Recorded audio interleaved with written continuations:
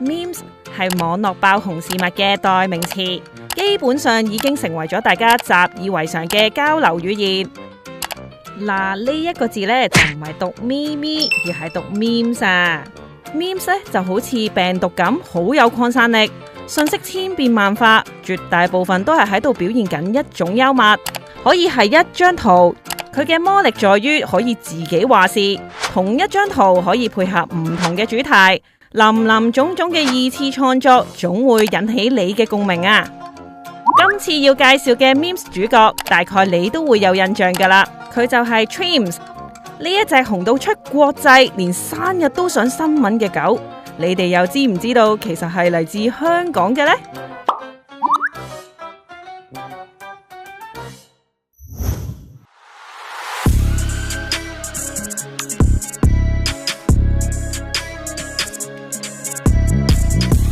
好高興今日請到波子嚟做訪問啊！聽聞你有好多個綽號噶喎。媽咪就叫我波波，外國人呢就叫我 James Burger， 台灣人就叫我小廢柴。最近你又忙緊乜嘢啊？忙住食減肥湯，因為身上面太多肥肉啦，仲有要覆 fans 留言，日日收成幾百個噶。啊，究竟其實你係咪真男人嚟嘅呢？你到底識唔識問問題噶？你平時同主人嘅相處係點嘅呢？等我打俾媽咪問下先。佢都算幾曳嘅，咁試過咬爛我哋屋企窗簾啦，咬爛好多對拖鞋啦，同埋試過咬爛我一條褲嘅。咁佢係冇乜規矩嘅。放工返到屋企呢，即刻成隻瞓低，跟住舉高隻手要你摸佢個肚仔啊，要你摸佢個頭啊，讚佢啊，咁樣就好嗲咯，俾人感覺。波子其實係 Kathy 領養嘅一隻狗，因為有朋友移民，喺佢1歲嘅時候就帶佢返屋企，無心插柳之下，波子就成為咗明星狗啦。我咧由15年開始咧就幫波子開咗個 Instagram 啦，淨係擺佢嘅日常生活嘅相。咁去到17年9月4號咧，咁我就幫佢喺我舊屋嗰度影咗張相啦。咁嗰張相咧，我就好明顯發現多人 like 好多嘅，但係我嗰陣時冇太為意。19年6月開始咧 ，Reddit 嗰度就有人用波子嗰張圖做咗第一個 memes 咯。就係呢個 memes 令到波子開始喺網絡上面爆紅，仲幫佢個角色設計咗做一隻有語言障礙嘅狗，所有嘅字後面都會有個 M 音，唔知道係咪因為佢太肥美，網絡上亦都有人幫佢改咗個花名叫做 Cheeseburger， 不過大部分人都會叫佢做 Trims Burger， 笑佢講嘢唔標準咁話。去到19年6月開始咧，就不停有啲我冇傾開偈嘅一啲外國人 send 啲 memes 嘅圖俾我啦，咁我就開始嘗試了解memes 呢個文化咯。我每日咧都會收到波子 memes 嘅改圖，角色可以好多樣化咯，撒亞人啊、Sailor Moon 啊、Donald Trump 啊、拜登啊，喺 memes 界都係一個演技派。啲 memes 都好中意改圖炒作啲新聞，咁 Evergreen 嗰隻船擱淺咗咧，都有用到波子嚟做咗一啲，咁好似之前林鄭6點之後唔俾堂食規例啊，咁都有人用波子嚟改圖。我最中意係嗰個 Silence Range Video 咯，因為波子咧就個入邊嘅角色咧，佢就係唔想再鹹濕嘅一隻狗啦，代表到好多少男嘅心聲。波子係一個正義嘅角色嚟嘅喺入邊。除咗有波子好多memes 嘅改圖之外咧，佢哋自己生日咧都會想訂一個 Trims 嘅生日蛋糕，或者佢哋啲人會誇張到整一個 Trims 嘅 Pinata 咁樣。我都收到大概30個人左右咧，喺自己個身度紋咗波子嗰個圖咯。咁我老公自己都有紋嘅。其實波子喺 memes 界都攞到一啲名銜噶。2020年咧，俾一個南美洲嘅 online media Pictoline 咧，就選為2020年最具代表性嘅 memes 咯。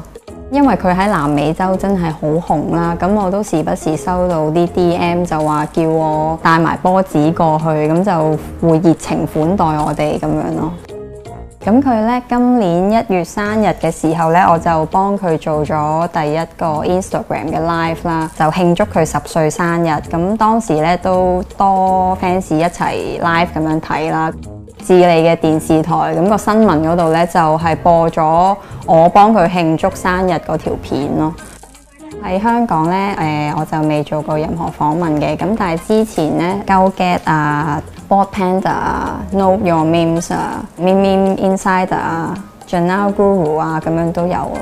連 Twitter 嘅網站 Headline 同埋近期 KFC 都有用波子嘅 memes 去宣傳自己比其他競爭對手優秀。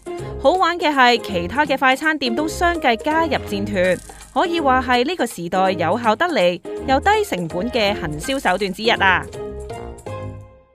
當初佢開始紅嘅時候呢，我都有少少招架唔住。大家時區唔一樣，嗰邊朝早，但係呢邊已經係可能講緊凌晨2、3點啦。有陣時時不時因為佢哋真係好想見到波子，好想即係可能擺喺上網俾人見到，哇！我打個電話俾佢啊咁樣，咁就可能3、4點 video call 嚟咯。都試過收到啲 DM 就話想要睇到波子隻腳，咁就話會俾錢我。當然亦都有發生好多令到 Kathy 覺得好窩心嘅事啦。疫情啱啱開始嘅時候呢，我哋屋企同好多人一樣啦，都係買唔到口罩啦。因為其實係我媽咪帶波子行街嘅，咁我媽咪嗰陣時咧就3日先換一個口罩。媽咪屋企附近咧真係有確診者，我覺得有危險啦咁樣，同埋3日換一個口罩都好唔衛生。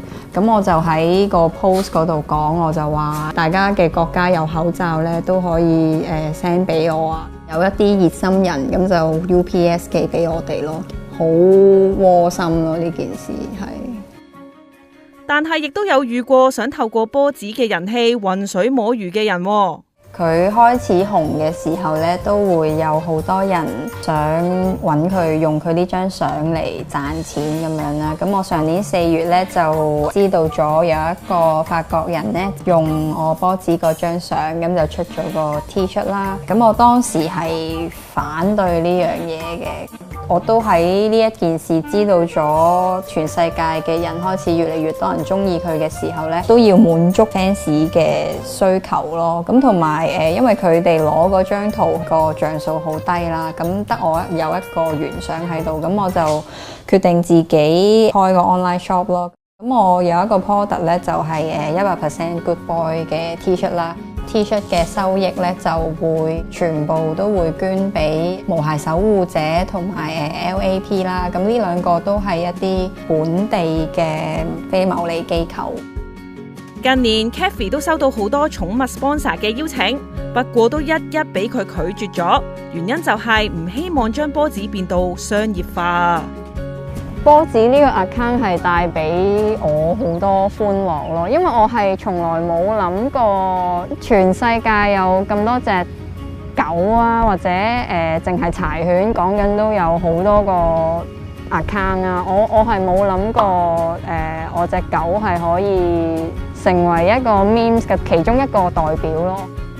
同埋都時不時有啲 fans send message 嚟就話啊，上年成個 lockdown 啊，即係佢哋係覺得好 depressed 嘅，因為你冇得返學啦，或者要 work from home 啦，咁佢哋就好多時都係睇呢啲 memes 嚟過日子咯，係好好嘅，即係因為我隻狗嗰啲 memes 係帶俾好多人好多正面嘅能量。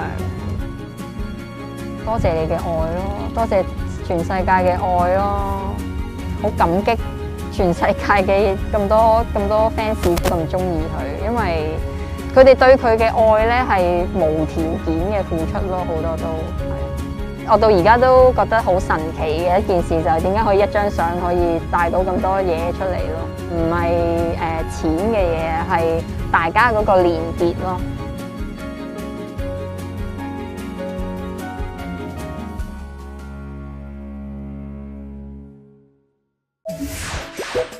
記得訂閱果子啦，仲要撳埋個鐘仔添啊！